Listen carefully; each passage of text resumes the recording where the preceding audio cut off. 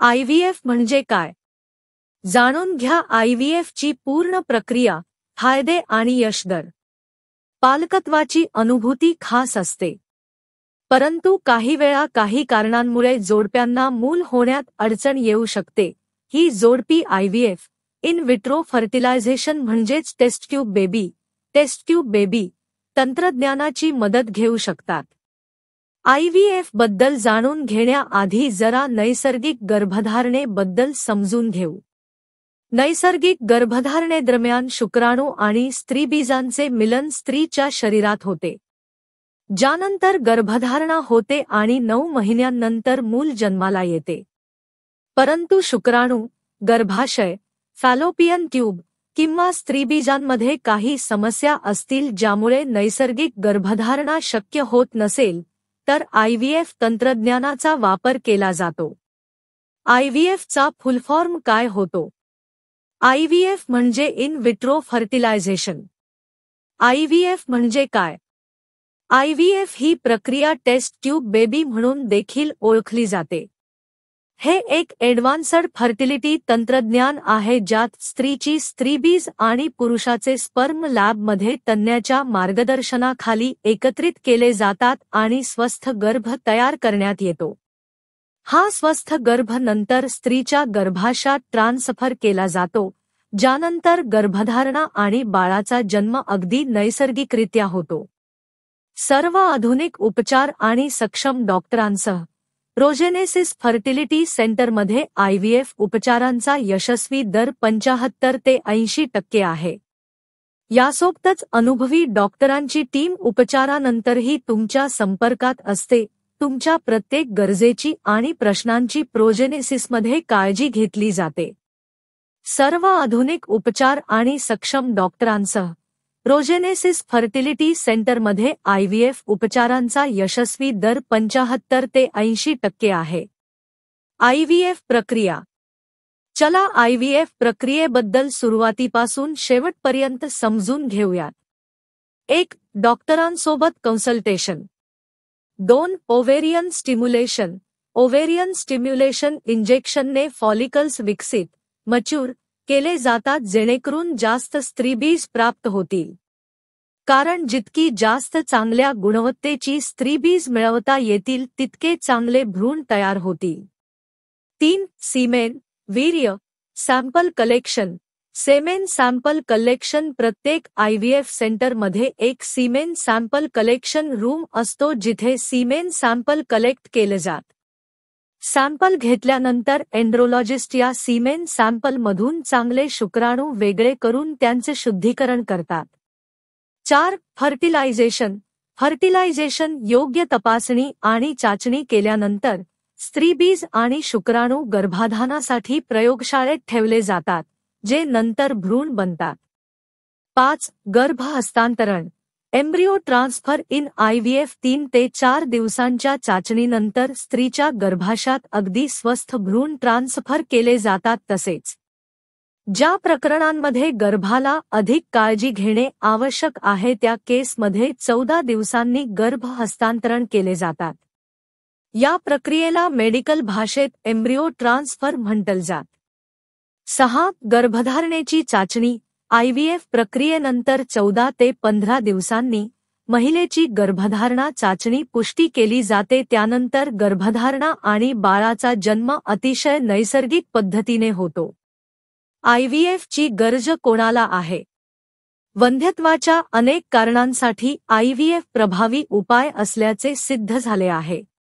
तसेच पुरुष वंध्यत्वाच्या अगदी गुंतागुंतीच्या स्थितीमध्ये सुद्धा प्रगत आयव्हीएफ उपचारांनी यशस्वी रिझल्ट देण्यात मदत केली आहे. इतर कोणतेही ट्रीटमेंट पर्याय कारगर नसल्यास डॉक्टर अनेकदा आयव्हीएफ उपचार निवडतात. आयव्हीएफ उपचाराचा फायदा कोणाला होतो? जर तुम्हाला किंवा तुमच्या जोडीदाराला खालील दिलेल्या परिस्थितींचा सामना करावा लागत असेल तर तुम्हाला आयव्हीएफची आवश्यकता असू शकते. एंडोमेट्रिओसिस. ओव्ह्युलेशन समस्या असल्यास पीसीओएससाठी IVF treatment. Block fallopian tubes असल्यास फॅलोपियन ट्यूब्ससाठी आयव्हीएफ ट्रीटमेंट. फायब्रॉइड्स असल्यास फायब्रॉइड्ससाठी IVF ट्रीटमेंट. Unexplained infertility. इन्फर्टिलिटीची अस्पष्ट समस्या असल्यास IVF ट्रीटमेंट. अनुवांशिक समस्या असल्यास अनुवांशिक समस्यांसाठी IVF ट्रीटमेंट. पुरुष वंध्यत्व.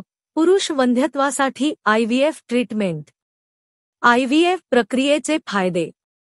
IVF अनेक जोडप्यांसाठी वरदानापेक्षा कमी नाही आणि या प्रक्रियेचे फायदे असंख्य आहेत. स्वस्थ गर्भधारणेपासून ते स्वस्थ बाळाच्या जन्मापर्यंत आणि गर्भपाताचा धोका कमी करण्यापर्यंत IVF मुळे लाखो जोडप्यांना फायदा झाला आहे. चला IVF च्या फायद्यांना विस्तारपूर्वक जाणून घेऊयात.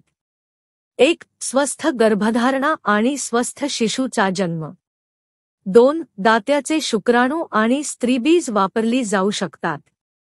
3. तुम्ही गर्भधारणेसाठीची वेळ ठरवू शकता. 4. वंध्यत्वावर IVF उपचार श्रेष्ठ. IVF चा खर्च किती आहे? IVF उपचारांचा खर्च तुमच्या फर्टिलिटी गरजांवर आणि कारणांवर अवलंबून असतो. प्रत्येक जोडप्याच्या गरजा वेगवेगळ्या असतात, ज्यामुळे उपचाराचा खर्च जोडप्यानुसार बदलतो.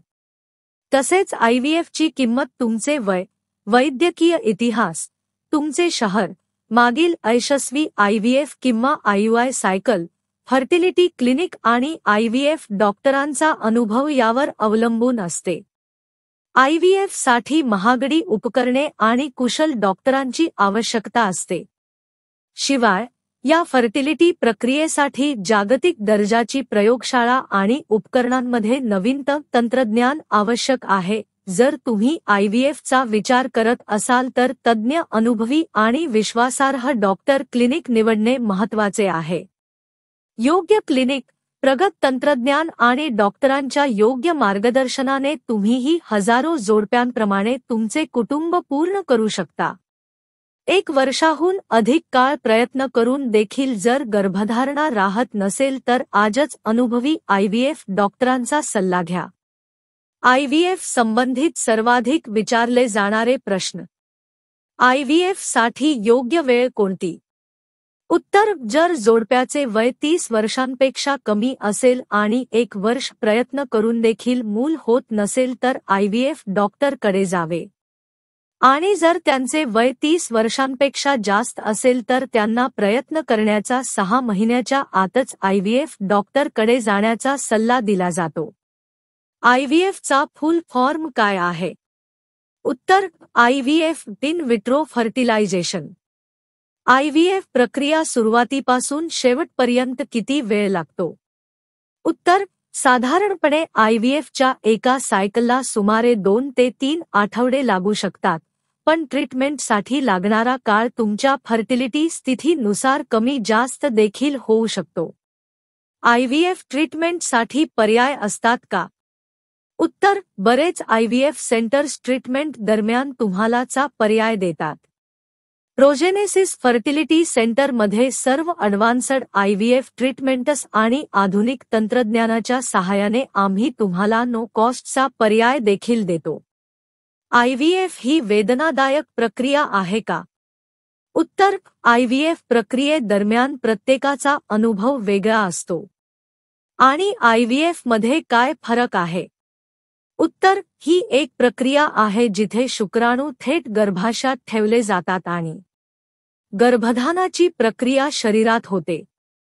दुसरीकडे IVF आहे ज्यामध्ये स्त्रीबीज आणि शुक्राणूंचे एकत्रीकरण लॅबमध्ये केले जाते. IVF आणि टेस्ट ट्यूब बेबी मधील फरक काय? उत्तर: IVF आणि टेस्ट ट्यूब बेबी प्रक्रिया दोन्ही एकच आहे. फरक फक्त इतकाच की IVF ही प्रक्रिया सामान्यतः आधी टेस्ट ट्यूब बेबी नावाने ओळखली जायची. IVF हेच टेस्ट ट्यूब बेबी प्रक्रियेच विकसित नाव आहे. IVF ट्रीटमेंट नंतर सामान्य प्रसूती शक्य आहे. उत्तर: IVF ट्रीटमेंट नंतर गर्भधारणा अगदी नैसर्गिक गर्भधारणेसारखीच असते. ज्या स्त्रिया IVF ने गरोदर राहिल्या आहेत त्यांची अगदी अन्य स्त्रियांप्रमाणेच C-सेक्शन किंवा नॉर्मल डिलिव्हरी होऊ शकते.